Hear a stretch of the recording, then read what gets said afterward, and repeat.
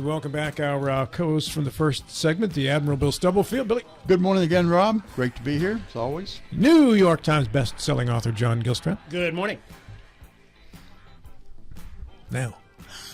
Wow. Did I owe you more than that? No. Oh, okay. Dramatic pause. All right.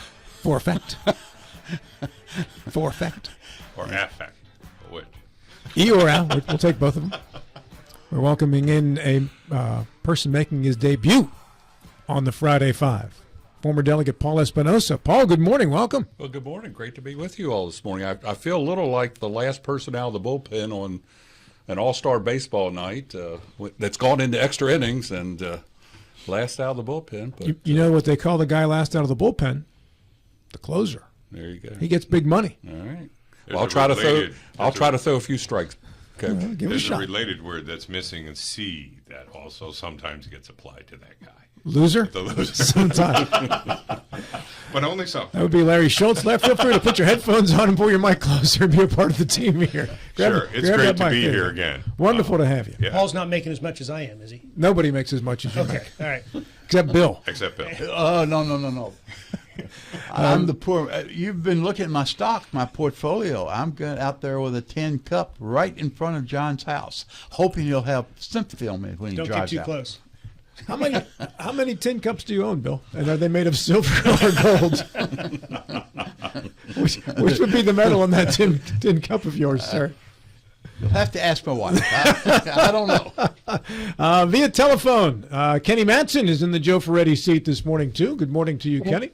Howdy. For going off movies, I'll be the Wild Thing from Major League. Nice. Charlie Sheen. That was the best when Wild Thing started to play from the Trogs and he comes out of the bullpen. I remember that like it was yesterday, sitting in the theater just laughing like You got to work crazy. on the haircut. Right? It's a good haircut. Good haircut.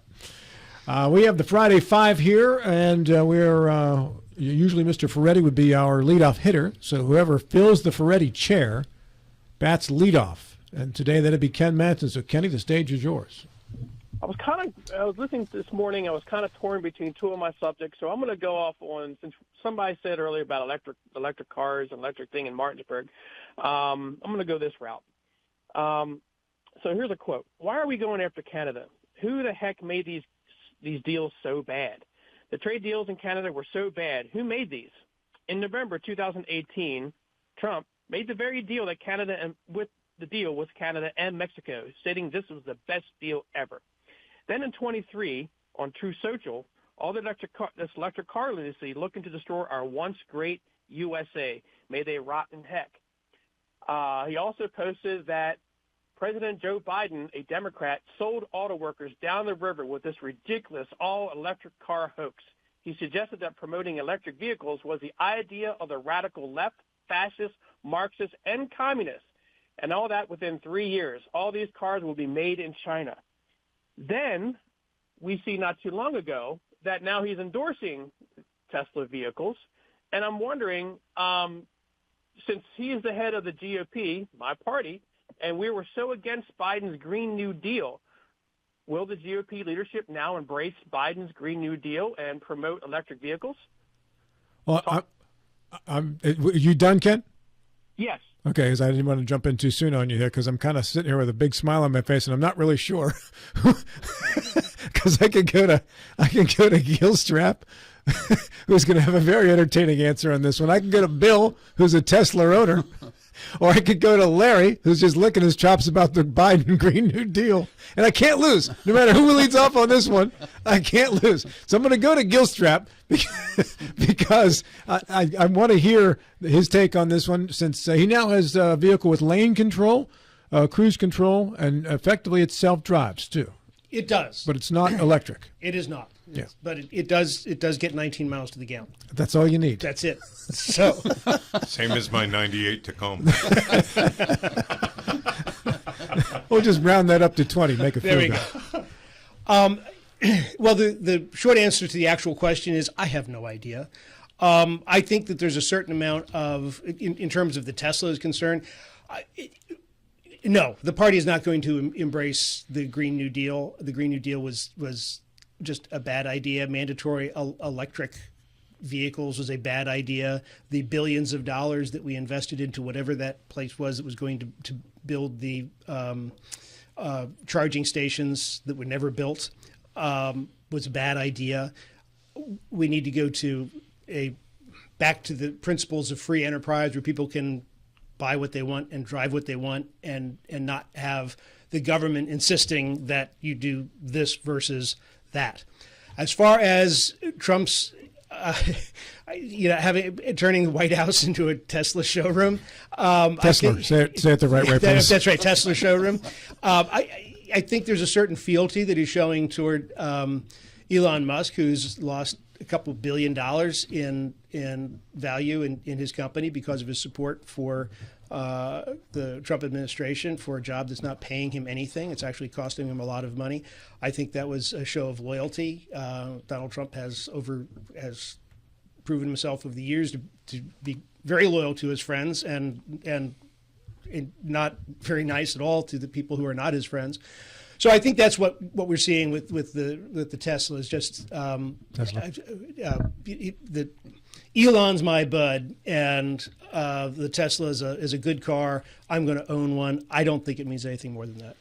Just your refusal to say Tesla is just disappointing to me, John. Tesla. You made Tesla. Good points, but you just refused to say the word. I have far too much respect in the Admiral to make fun of the colloquialisms. Those are tributes and salutes, Bill, don't you think? I know, and I appreciate that very much. And I also John. want to hear him say colloquialism. Yeah, and I was listening yesterday. And after he says molybdenum. Yeah. And I was listening yesterday Yes. when Rob murdered a word.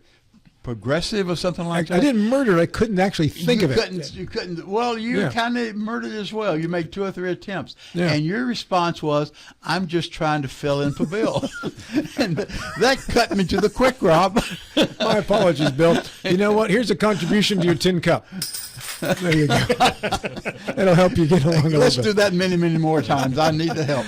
You're up next, Mr. Stubblefield, owner of a Tesla. I have no idea where we're going to go with this, and I'm not really sure I understood Ken's question, but I'm going to just pick up on it anyway. There's when something new is on the block, and the automobile, the EV, the fully automated vehicle is on the block as well, there's skepticism. And that's right, and that's justified. I can attest the fact that I think the car is probably the best manufactured car I've ever driven. As far as reliability, as far as performance, it is a phenomenal vehicle. Now, does that mean I endorse Elon Musk? Probably not. But as far as the automobile itself, I think you've got to divorce the two, and I think the automobile will stand alone by itself as far as performance reliability. Now, that was a great commercial for Tesla. It was. But they don't advertise with us. So back to the point Ken was making, which is the apparent possible flip-flopping of Republicans on the Green New Deal with the endorsement of Elon Musk and Tesla technology. Yeah, but what's new about that? We do that all the time. We do that. Our mood about anything is influenced in large part by the champion. So I don't see that to be either unusual or alarming. Ken, any comment toward Bill? He says he didn't completely understand your question. Well, you pretty much summed it up for me, but, it's kind of funny because Trump said, I'm all for electric cars. I had to because Elon endorsed me very strongly. So is it a change in his mind that he thinks that they're all junk and, that he's not going to save our auto industry or he's going to save it by keeping fossil fuel vehicles? But now he says, well, he gave me lots of money, so I'm going to endorse his car, where he was so adamant against electric vehicles. Larry, take a shot. Sure. And take your time. There was a mention of the principles of free enterprise, and I presume that doesn't include the free enterprise golden moment where the American taxpayer gave Elon Musk $28 billion for his various ventures. He didn't go out into the market and raise that money. He didn't borrow it from himself. He got it from our tax dollars. One of the results, one of the companies that was endorsed by the federal taxpayers is SpaceX. And you may have noticed just recently that another one of their rockets exploded. I don't know, somewhere near the Gulf of America, I believe. And Is that painful for you to say, by the way? Yeah. Oh, yeah. The best part about it, though, is I'm not a Florida guy. I don't go down there, so that'll be fine. They can call it whatever they want. Sure. Canada, different story. Okay, so, I just think this is Donald Trump playing the game that he always plays. When you don't really have any principles, then you can very smoothly move from one idea to the other idea, even though they are in brutal conflict with one another. And he'll do that as long as he continues to draw air. So I don't think the Republican Party is going to endorse the Green New Deal. They're simply going to endorse Donald Trump. And they will figure out a way, I guess, or not, to survive in front of the voters as some of the things that they endorse that Trump does blow up in the voters' faces. As the only rocket scientist in the room, the guy that used to make rockets, they're supposed to blow up. They're not supposed to blow up, but that's why we launch experimental rockets, is to see what's going to happen as we rescue, as we make rockets through SpaceX to rescue astronauts that get stranded by the previous administration, and a NASA that's no longer doing NASA stuff. We're developing new technology. New technology, by definition, is going to fail over time. Rockets, when they fail, as they're going to do, fail spectacularly. There's no shame in that. That's what they're supposed to do. And I guarantee you a lot of those had failed previously while they were tied down on a test stand. And there's just no shame in that. It's silly to suggest otherwise. And let me pick up on that. I'm going to agree with you, John. As the other rocket scientist in the room, there's two ways to. There's going to be risk and failures in everything new that you do, especially in the rocket world. There's two approaches. One is the more traditional approach, is to engineer as much as you possibly can, put it under every computer simulation as you can to see where the weakness is going to be. Time consuming, and also some risk. But the Musk approach is just the opposite. He cuts short the engineering part of it, and he puts it real time, knowing and expecting there are going to be failures, and then he would benefit from the failures. So it's two different philosophies of the engineering aspect. Mr. Espinosa, time to debut. Well, I guess I'll start off with agreeing with part of what Larry said, which might be one of the few times today that we don't hear that a lot in the studio. Yeah, but I don't think that the GOP is going to embrace the Biden Green New Deal. I'll agree with him on that. I don't particularly think it's unusual or unexpected to compliment, advanced technology, well-made vehicles.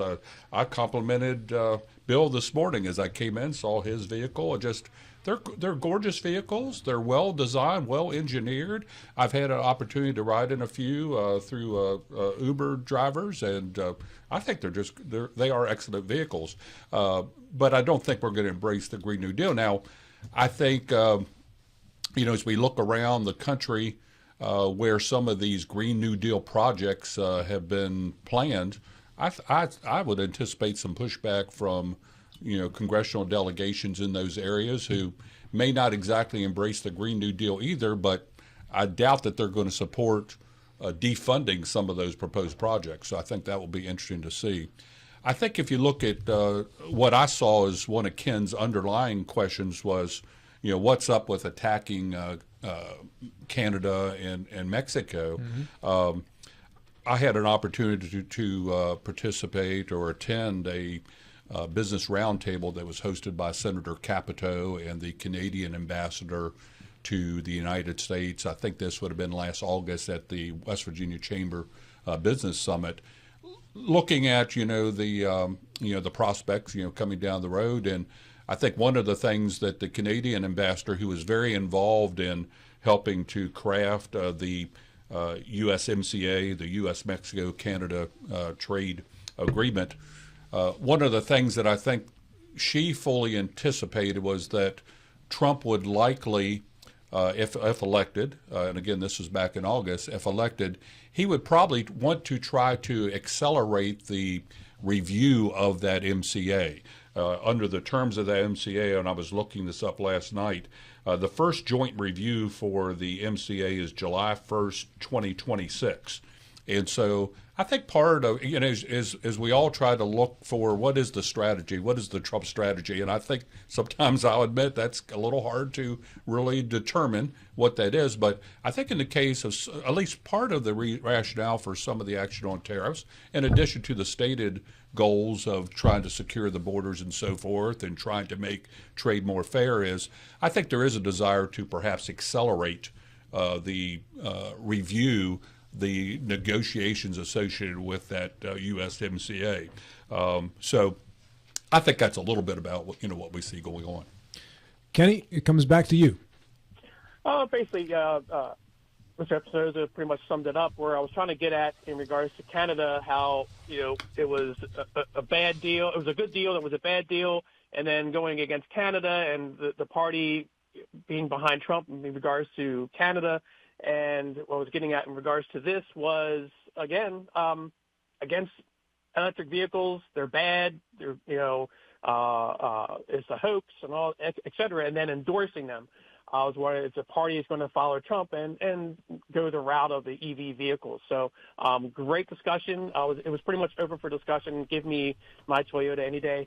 But that was pretty much it. I appreciate it. Let's come back to the Canada trade deals, Paul. Let's go back on to that for a moment too, and the approach with Canada and Mexico, which has left a lot of people asking the question, why are we talking so nicely to Putin and so nastily to our border neighbors, Mexico and Canada? And the ambassador said to you that this is probably something that they would want to review. Is there any data that shows that Canada is unfairly taking advantage of that agreement against the United States in regards to that trade agreement? John, Paul, George, Ringo, anybody in the room know? I think that Canada has outrageous tariffs on. They're very protective of their dairy industry. They're very protective of their lumber industry. So they have like 200% tariffs on their dairy products, or our dairy products, however that works.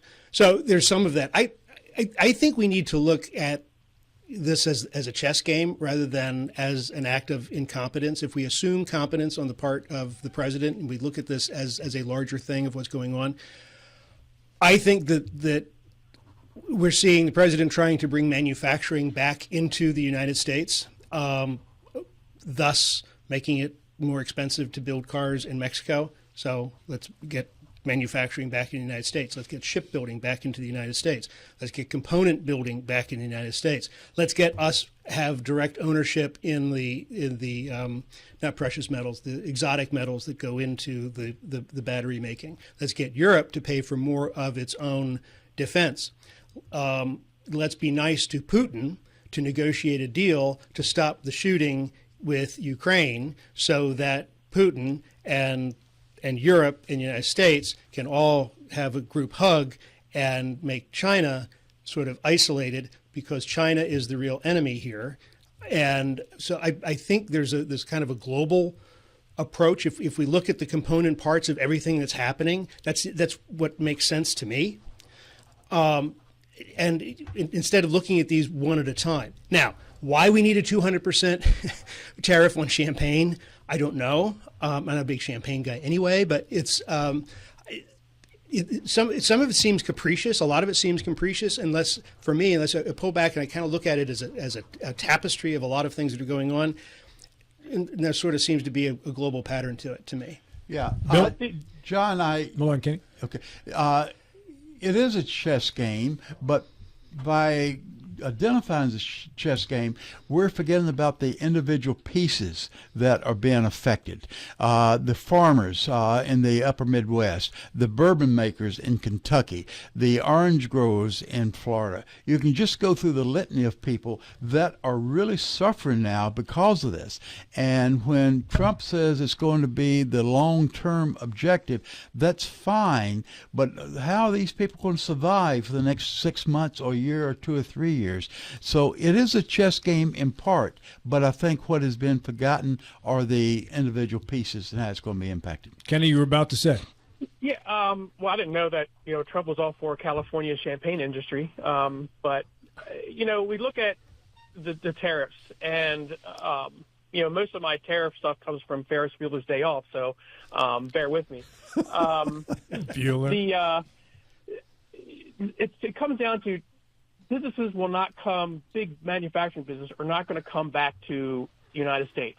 And the reason look at Foxconn in Wisconsin. That was a big debacle. And the state sold everything, and Foxconn basically bailed on them. And because it's cheap labor.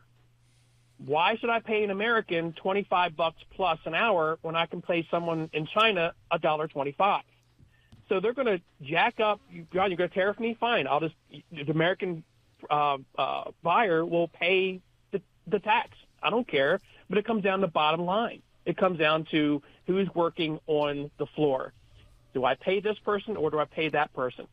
The company's going to take the profit, but they're going to save from paying their personnel, paying the people, the workers on the floor.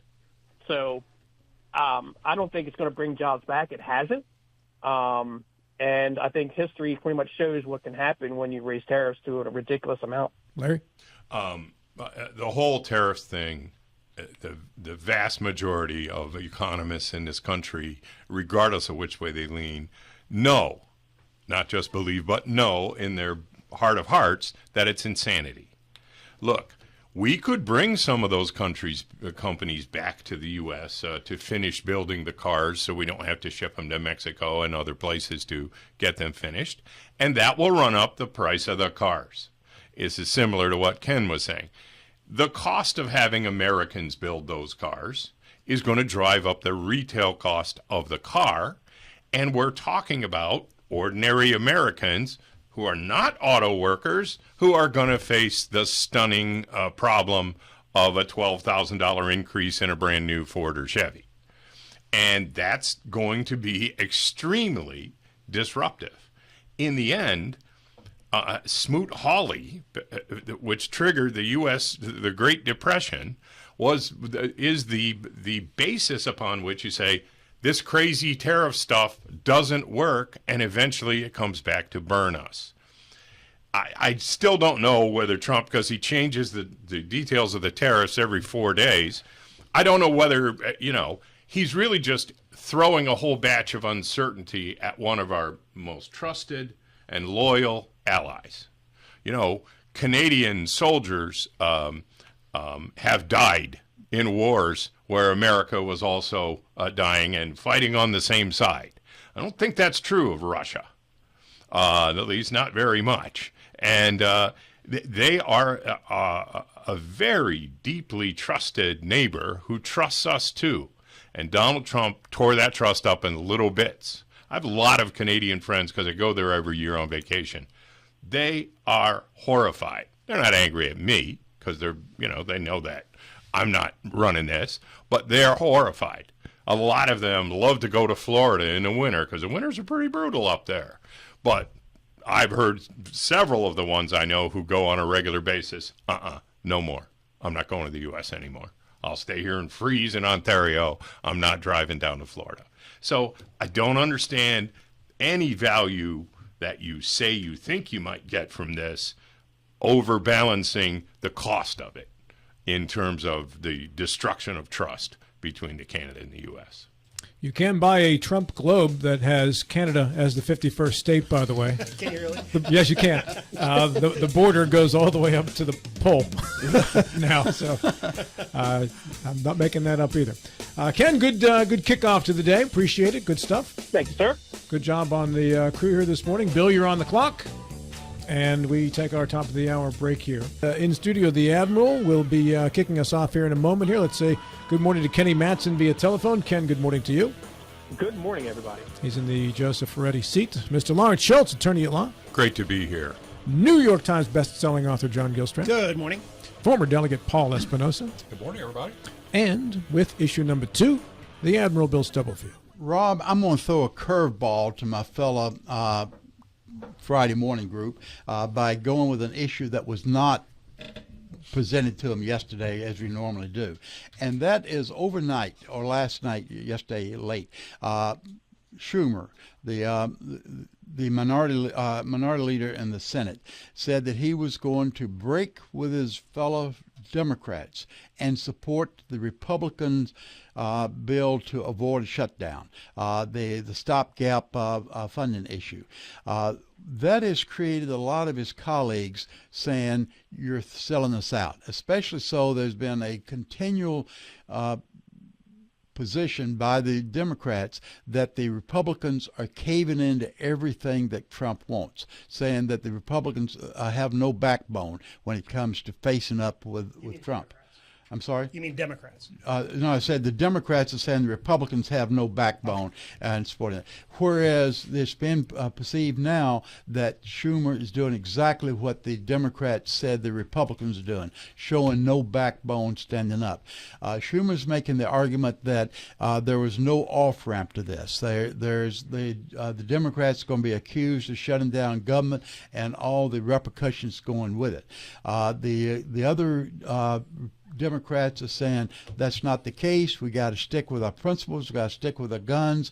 That the Republican stopgap spending bill not only keeps the government operating, but concedes more and more power to President Trump than has been conceded to him in the past. So there's a lot of reasons the Democrats are unhappy with this, but Schumer, looking at all this, said the risk was not worth it. He's going to support the Republicans. My question to my colleagues is Schumer a patriot or a traitor? And it depends what perspective you're looking at. All right, let's start on the phone with Ken Matson. Ken.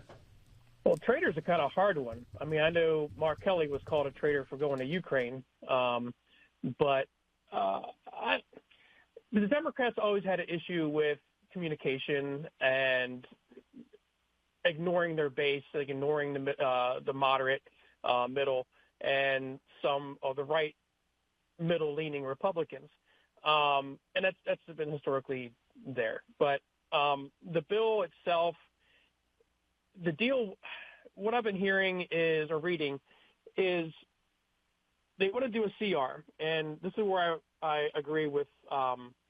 Oh God, who was our former representative? Being with an M. Oh my Mooney. God, I can't remember. Mooney. Alex Thank you, Mooney. Mooney. That continuing to kick the can down the road, CR, and you always just get together and figure out, what the budget's going to be and vote on it for the year. So, what's going to happen is if the Democrats cave, if you want to call it that, and they go, okay, we're going to do this, but we want amendments. Well, the amendments are never going to pass because of the numbers in the Senate and in the House. And then with that, those amendments going to be too far left anyway. So they're going to be voted down. So what that happens, then it goes to just a 51-vote majority. So the filibuster in the Senate goes out the window. So basically they will have everything, and that'll be a mandate, and whatever's in that bill, which cuts some Medicaid health care, will be set in stone until the next, budget comes up. So I wouldn't say a traitor. I think they should stick to their guns a little bit. If you have your things that you want and you're looking out for, then stand by them. Don't acquiesce unless, you want to go back to old style politics where you give and take. And I just see more taking than there is giving. And I don't mean that in a socialist or whatever line. I mean making a bill that benefits everybody. You're not going to please everybody on the left and the right. So come to the middle where, yeah, this is good. Yeah, that's bad, but this is good. But it depends on the severity of what's bad and who's it's going to affect, because those bills, the government is supposed to help Americans, help us, not just certain people. Mr. Espinosa. Well, Bill, I don't think I would go with either of those descriptions of Schumer. I think he's a pragmatist. While if you look at recent history, Republicans have fared pretty poorly in the public relations realm with regard to government shutdowns. I mean, typically Republicans get blamed for these, but I think the Democrats were looking straight at a situation where very difficult to defend a vote not to, fund the government, continue funding the government at least on an interim basis, and was just looking at an article kind of describing a little bit about what transpired on Capitol Hill in apparently a closed door lunch where it's not just Schumer that's saying that they're going to support a continuing resolution, whatever that stopgap funding measure is. Apparently, there are enough Democrats that will join him that will help clear that 60 vote threshold. So, I think it's just realizing that they kind of painted themselves in a bit of a corner, in saying that they were not going to support it. And then I think the other issue is that, it's a little inconsistent if you're criticizing the president and his administration for, essentially shutting down at least parts of the government through the firings and so forth, the actions that the administration has taken. If you're being critical of that, if you say that you're fighting that, at the same time you're about to vote to shut down the government, I think that's very inconsistent. And I heard in some media reports that there's some shouting that took place in this Democratic luncheon, and I think folks, we're expressing that inconsistency, and I think based on probably the feedback that Schumer was getting, I think he was a pragmatist. Larry Schultz. I tend to agree that what Chuck Schumer, I think there's room for people on both sides of the Democratic argument to be found to be right later. But I think what Schumer is saying is there's an awful lot of pain on the horizon for a lot of vulnerable Americans. And we do not want to be part of making that even worse and more uncertain today. Because these are the Republican choices. Shut down the government or agree to a resolution that tries to shut down the government slightly more slowly than shutting down the government. And everybody who gets hurt by those things are Democratic folks, or at least a lot of them are. Maybe not the farmers, but a lot of the people who work on the farms. They're going to be hurt by a government shutdown. This isn't just, which billionaire will take the brunt of this? Apparently no billionaires will, but an awful lot of thousandaires will. And that's a difficult situation to be in. I think the long-term prognosis for what Mr. Trump is trying to do, part of what Schumer's thinking is, if they want to do this, if they want to make all these changes that are in this continuing resolution and cut Medicaid and shut down West Virginia's nursing home industry, we're not going to stop them. Not at this point. Hopefully we can fix it before it goes too far, but this isn't the place. And I think he is being pragmatic.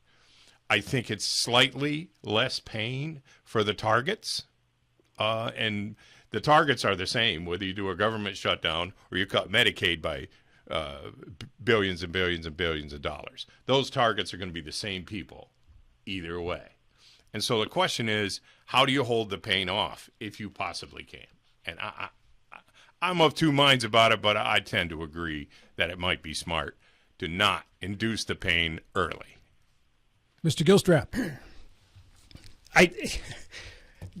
Chuck Schumer wouldn't know a principled stance if it was handed to him on a platter. He is completely transactional, and he is the very definition of a politician. He's the reason, for me, he's the reason why term limits should exist. The Democrats got spanked in the election. They're in total disarray. They don't know what they want to do. At first, he was going to, his principled stance was this CR was all about the oligarchs and he was going to get in the way.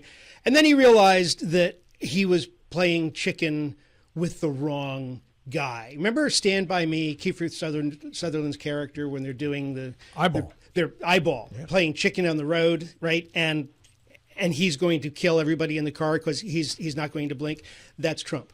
So at a time when Doge is firing people by the tens of thousands to lay off the entire federal workforce, and then put the executive branch in a position of saying, well, okay, now we'll bring them back as we wish, the Democrats would have no place to hide out of all of this. And it's absolutely right. They would, not only would they be blamed for the shutdown, they should be blamed for the shutdown, and they would look like idiots. So they realized that, and of course they backed off. The folks who are shouting, I'm sure they're singing, I don't know if it's Kumbaya this time or We Shall Overcome or whatever it is, going to be horribly out of key. The Democrats continue to look like fools. This is, I'm love to watch this, and Chuck Schumer just sort of advanced the cause a little bit more. I haven't seen that much glee come out of him since he. I'm loving the meltdown. I'm loving the meltdown. Joy said she got coach class plane ticket on her vacation. No, she did not.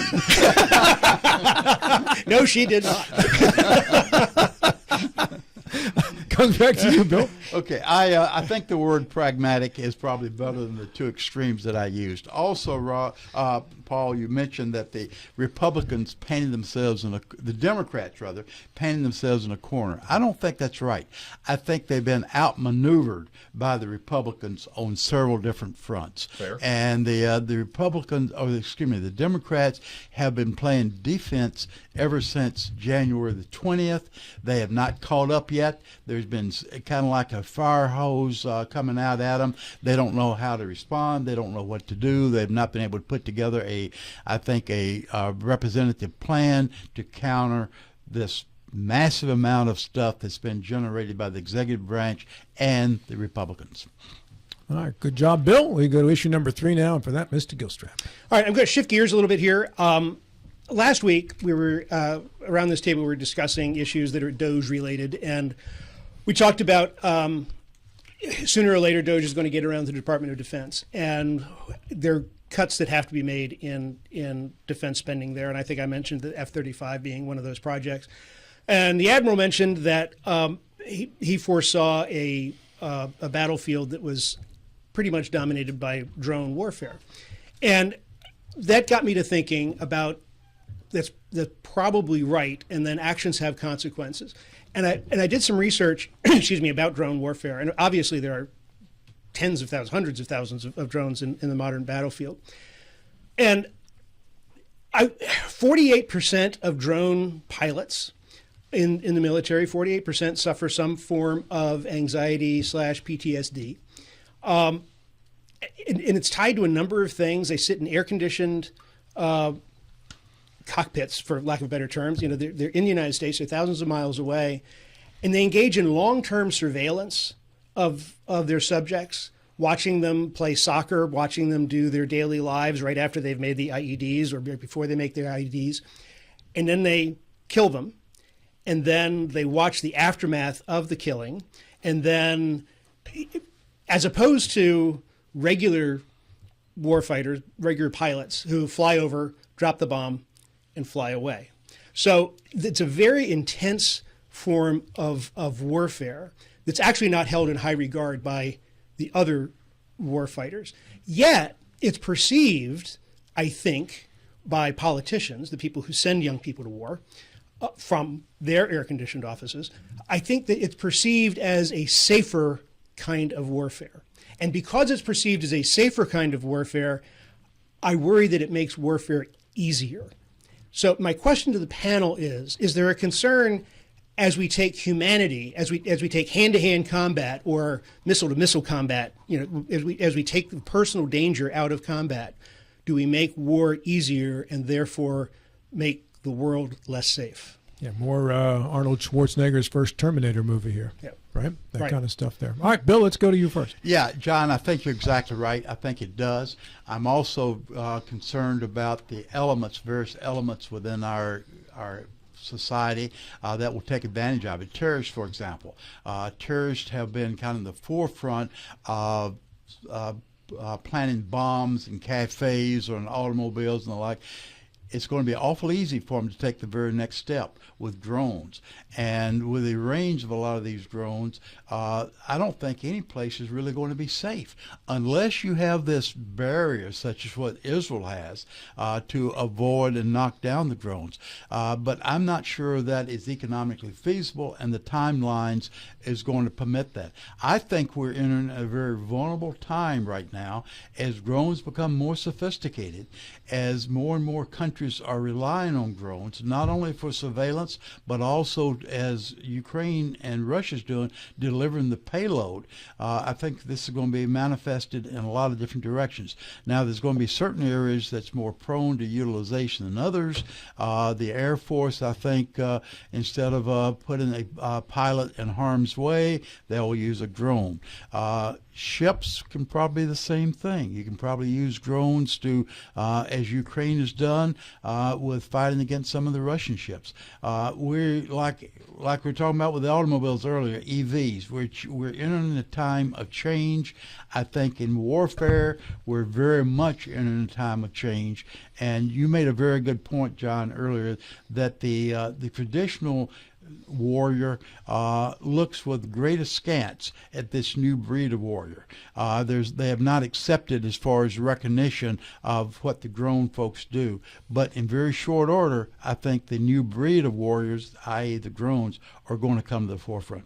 You mentioned about a 50% PTSD rate, John. I wonder how much of that comes from the observational part of what they're doing as opposed to the adrenaline and the risk involved in war. If you're shooting at me, it makes perfect sense for me to shoot back at you. But if I'm 5,000 miles away from you and I can take you out because that's my order, mentally, I'm not sure how you process that one as easily because you're turning life into a video game. Well, before you answer, I kind of like to add on to Rob. There's another dimension here, and that's AI and how AI can do that. There's a story in Afghanistan or Iraq a couple of years ago that the drone operators watched a particular neighborhood waiting for a particular type of car to enter. They spent several days doing this. This is something that can be done by AI very easily. So I think AI coupled with drones are going to add another dimension. I'm sorry, John, go ahead. I was just going to say the article that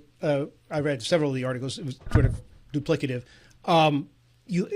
There's a personal connection that even though they're bad guys, there's a personal connection that is drawn because of the surveillance element of this that goes on sometimes for days. Become familiar with them. Before the order. Because sometimes it's a matter of you have to wait until they're separated from their child before you can kill them. Kenny Matson, let's go back to you. Yeah, war is a funny thing. During the course of the ages, technological and medical breakthroughs happen after wars or during wars. And what John was saying, the days of sword fighting and bows and arrows and mounted combat are pretty much done, other than, mechanized with mounted combat.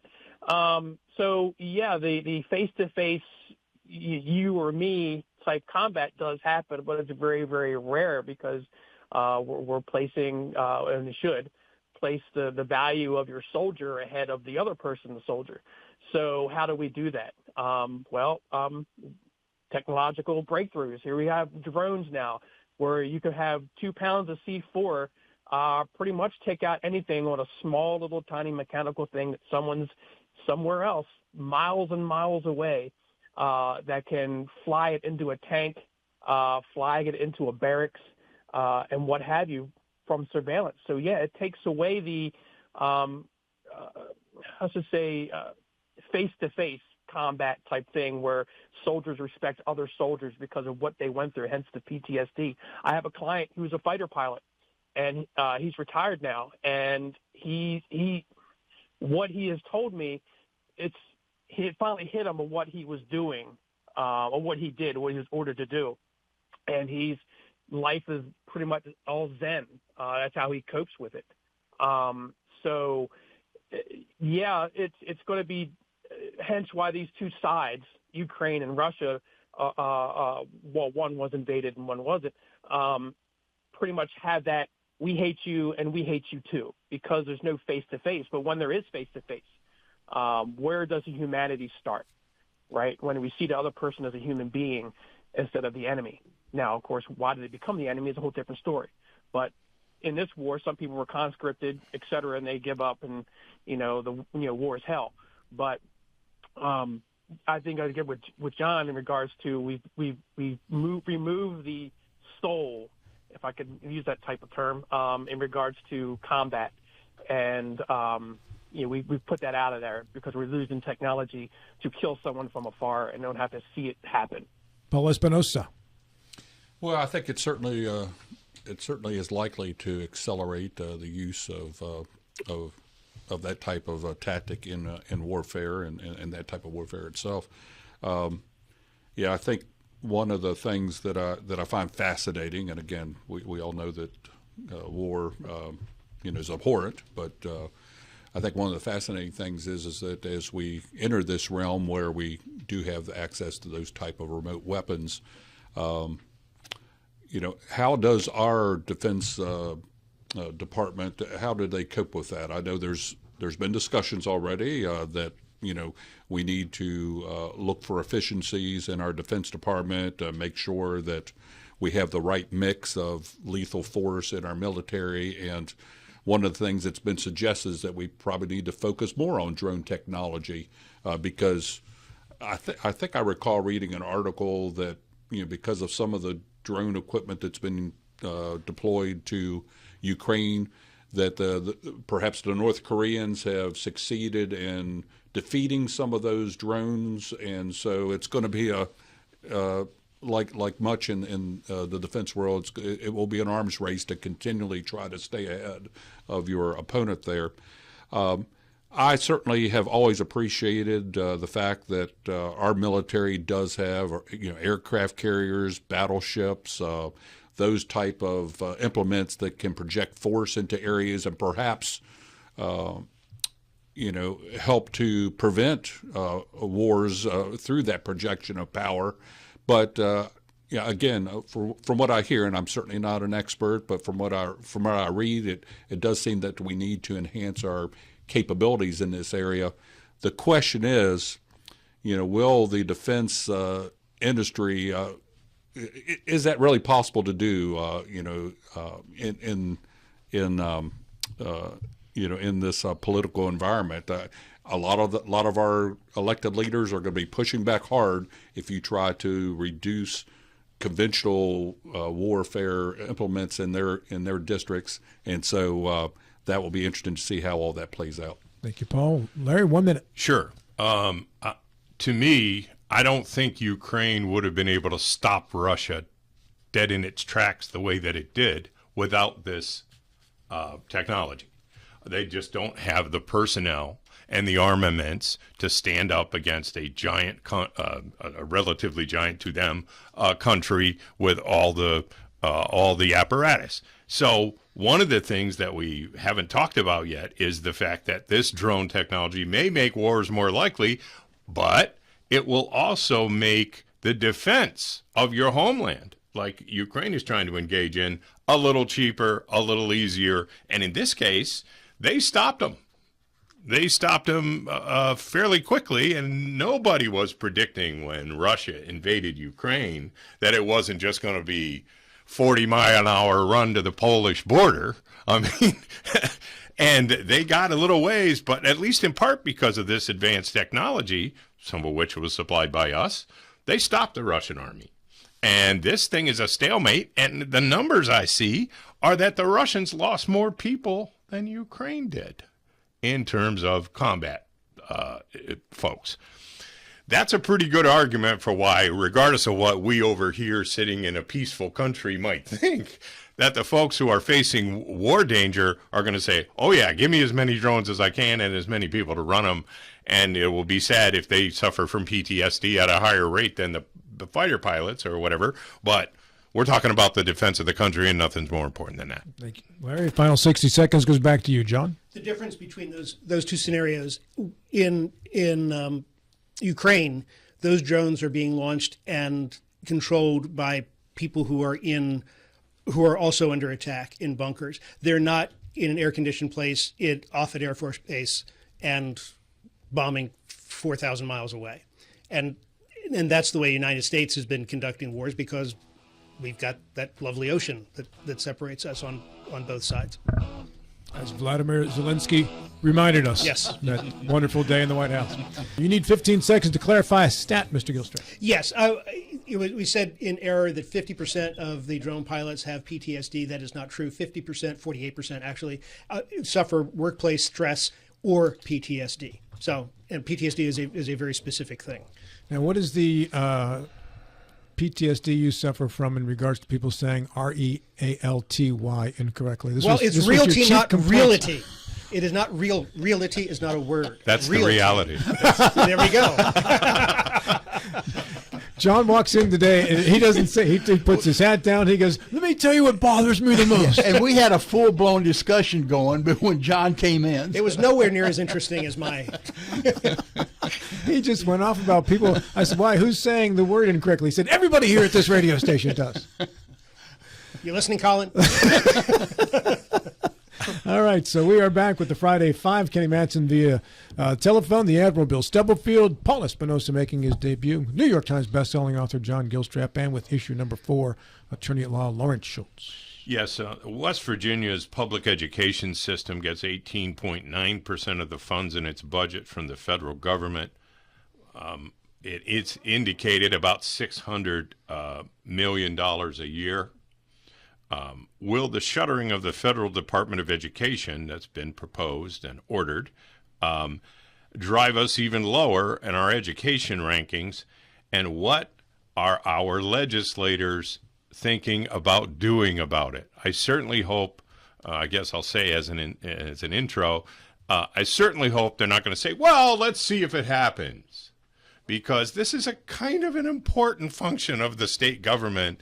And if you don't think about what you will face if it does happen at all, then you're starting way behind the game if these cuts come through. Now, we are fortunate enough to have in the room a former delegate who was actually also the chairman of the Education Committee at one point along the way. So he has an intricate knowledge of how all these things work. Paul?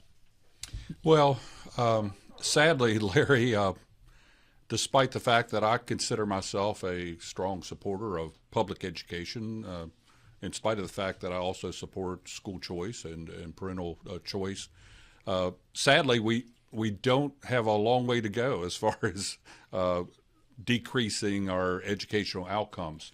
I mean that is just right. That is just the reality. 48th or whatever, depending on the metric. And it doesn't seem to correlate with the amount of money we're spending on education. If you look at the West Virginia Chamber of Commerce most recent education study, looking at how we stack up against other states, West Virginia actually ranked, at least here as of a couple of years ago, 14th in the country how much we spend per student on education, over $14,000 per student. What kind of outcomes does that kind of funding get us? If you look at fourth grade reading scores on the NAEP, which is considered the gold standard of test to help compare states' achievement with other states, in fourth grade reading, we're lower than 41 other states. If you look at fourth grade mathematics scores, we're lower than 37 other states. Jump to the eighth grade reading, lower than 46 states. And again, finally, in eighth grade mathematics, we're lower than 45 states. So we don't have much further to go, and I suspect that would lead a lot of folks to say, maybe we need to try something different than what we're doing right now. Now, I've had a very good working relationship with West Virginia Superintendent of Schools, Michelle Blatt. I think she's a very able administrator. I'm confident that she, to the greatest extent that she can, she's trying to maintain communications with the federal administration to try to glean, what direction, they might go if they do actually scale down the Department of Education and block grant that money. I think my hope, and I would suspect that based on everything that you hear from Trump and his administration, they probably want to provide more of that money without strings so that local states can make more decisions locally as opposed to being dictated from from Washington. And Paul, is most of that federal money associated with special needs students, special education? I would say probably most, I would guess, but there's other grant programs out there that unfortunately we do see I can't say it, Bill, politicization of that. I noticed you didn't help him, Bill. Yeah. There's grants. I know there's some significant money out there for charter schools, for example. During Democratic administrations, you see that money is very difficult to get. During conservative administrations, you see more of that money flow to the states. And so hopefully some of that money will be available to states so that they can use those dollars rather than get those tied up in political battles. Admiral. Yeah, I think if the Department of Education is eliminated, which I think it will be, I don't think it's an if, it's going to be when, how's it going to impact West Virginia? West Virginia's been the beneficiary because a lot of Department of Education funding comes to West Virginia on a merit-based consideration as opposed to percentage-based. With block grants, it shifts the other way. It's going to be just a percentage, and they'll be locked in. If they shift to another organization, i.e. State Department, some other agency department, for it to go to a merit base, then they're going to have to build up the infrastructure. You can do a block grant with much fewer people than you can merit-based. I am concerned that in West Virginia, because we do have such needs, and I think our needs are probably unique, that we would be the beneficiary of a continuation of a merit-based determination of grants as opposed to just a simple percentage block grant. Ken Matson.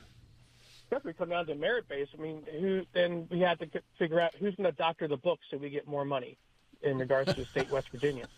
So, the Department of Education puts stipulations on money so that every student is treated equally.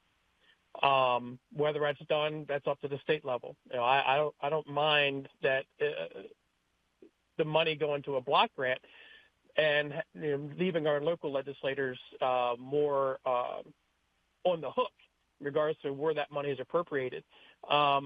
And then it comes down to what Paul was saying. Well, who's to blame? Why are we in these statistics? And how did we address these issues? Did we say CRT was the problem? Yep, we said that. Did we say wokeism is the problem? Yep, we said that. Nurses transitioning our kids in the nurse's office? Yep, we said that. So were there the problems that needed to be addressed to our education system? No, we have to figure out why do we rank at those levels, and what can we do to correct it? Are we overly top-heavy in administrative costs? Absolutely. That needs to be cut down, and that money can be disseminated to a more efficient manner. But, the Department of Education is, when they get that money, this is what you need to do with it so every student is treated equally. And if we just start giving it to the rich charter schools or the faith-based charter schools, and the public school doesn't get any because, well, they're just the low-income kids. That's what we have to worry about. That's what we have to keep an eye on as voters and as legislators, elected officials, to make sure every student has the same opportunity to get educated in an efficient manner, and ones where they could be a productive member of society and be that next person that makes some kind of technology or brings a company here and bring that back to the community. Mr. Gilstrap. I like to cook, and I like garlic. And I learned a trick about garlic, that it's such a pain to separate the garlic clove from the papers. And one of the ways to do that is you take the cloves and you put the cloves into a little bowl, and you shake the bowl like crazy. And then when you open the bowl, the clean cloves will be separated from the papers, and you're ready to go. I'm thinking that that's what we need to do with the West Virginia education system, because nothing's working. The test scores that you're talking about, where all the stuff that Ken just mentioned, all of those problems you mentioned, Ken, I think are the problem, and they're cascading. We've had dozens of interviews here in the studio where nobody seems to have the power to change anything. If eliminating the Department of Education and then getting block grants or whatever it is, whatever's the big change that will be the shock to the system, that will make things different than they are is what we need to do, because we can't go a lot farther to the bottom. You can't hurt a system that is this broken.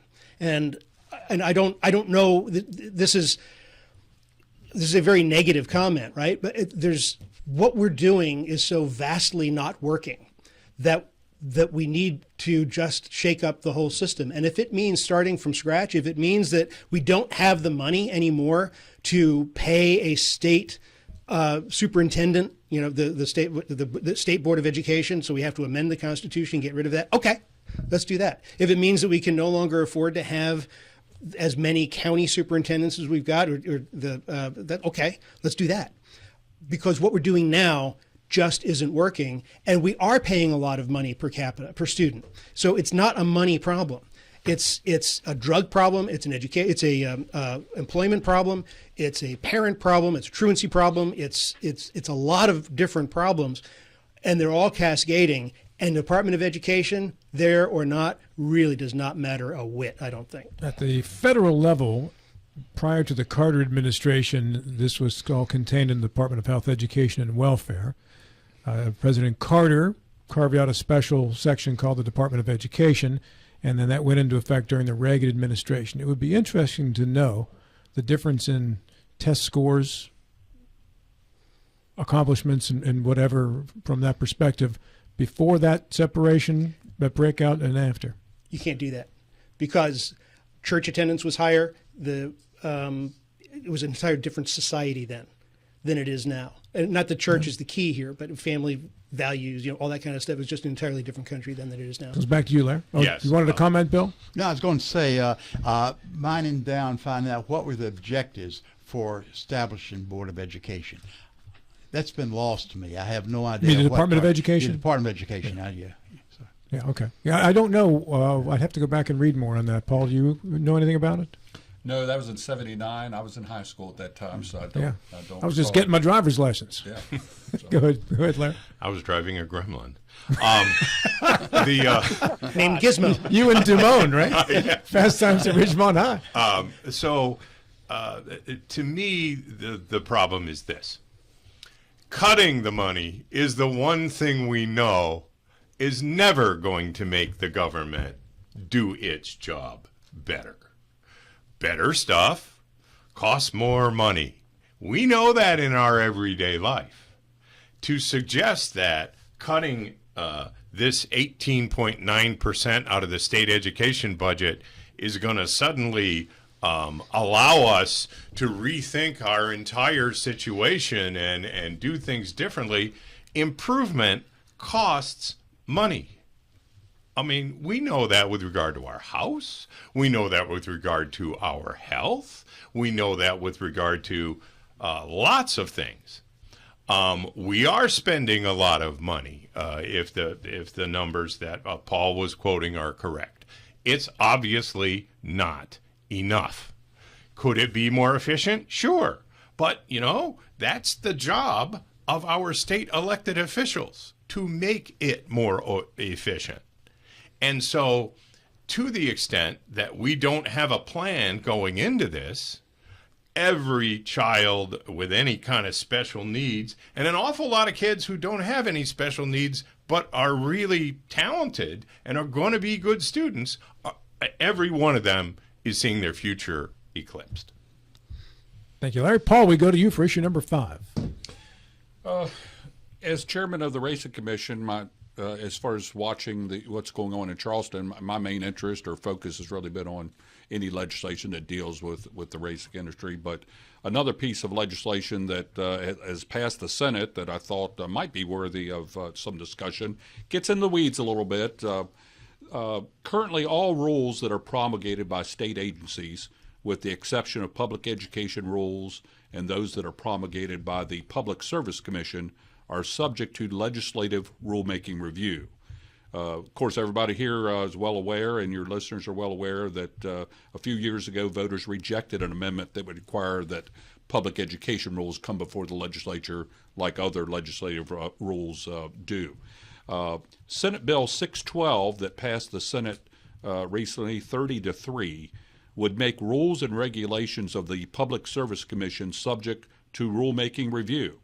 So my question to the panel is, if approved by the House and Governor, would this have a positive impact on PSC rulemaking, or would it politicize the rulemaking process? And I'll certainly acknowledge there's some politicization of the PSC now, to the extent that the governor appoints those PSC members, and they are, of course, confirmed, subject to confirmation by the Senate. But that is my question to the panel. Ken, let's go to you two first, and 60 seconds apiece on this one for your responses. Well, the reason why that amendment didn't pass is because lack of communication in regards to, hey, trust us.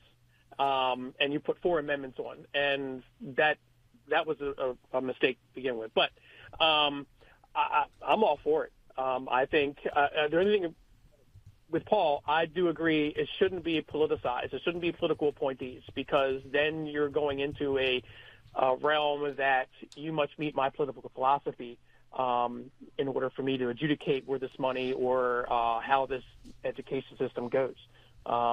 So I like it. I like more control from our legislator on education, but we have to be wary of that slippery slope of politicization, because not everybody is a Republican, not everybody is a Democrat, and not everybody is independent. So we have to keep that in mind, and that's the problem I see in it. And there's also good things. So I'm good for it.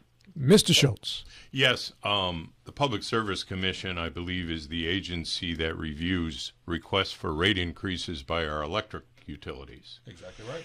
And what I've heard, I do not know this to be true, but you can probably tell me, they've never seen an electric rate increase that they found unacceptable. And recently we've had some fairly stiff ones. Then we had a cold winter, and now, as I'm sure you probably know, there's a lot of people out there talking about what happened to my electric bill, how to get so high. So now the question becomes, will the Public Service Commission's mission be performed better if we let the legislature have oversight? And I don't want to be insulting, but I'm not sure that it will, and I'm not sure that it won't. That seems like more of the same. To the extent that you turn that kind of rulemaking authority over to people who can take political donations from the very people they're trying to regulate, it seems like you're just running a bunch of extra cash through the mill, and you're going to end up in the same place. So I'm not sure which way I stand on the thing, because I don't believe that either way you go is going to result in a giant improvement. Bill? Yeah, the Public Service Commission, as Larry points out, with the utilities rate for the utilities and the like, does not address anything with education. Our concern now, I think, is the education and the problems we have with education. The Amendment 2 was going to give the legislators some oversight of our education. I do not think Senate 30-3 has anything to do with education. That is strictly for Public Service Commission. It is. And so I don't think the legislators are doing anything to address the concern that many of us have with education, and how can the legislators take a more active role. There's some talk about putting another amendment in front of the voters to address this issue. I wish they would stop talking about it and actually do it. We need to do something. We need to give the legislators a hand to become more involved in education. And to be clear, my question is not about the Amendment 2. I just wanted to point out that those were the two entities. This bill, as you note, it strictly deals with the PSC. And so the question is, do we think it's a good idea to have the legislature approve the PSC rules and regulations? I would say no, not necessarily. I think this is getting so much down the rules. You have a PSC that is, I believe the members have to be confirmed by the legislators. I know they have to be appointed by the governor, appointed by the legislators. I think they've done a reasonably good job.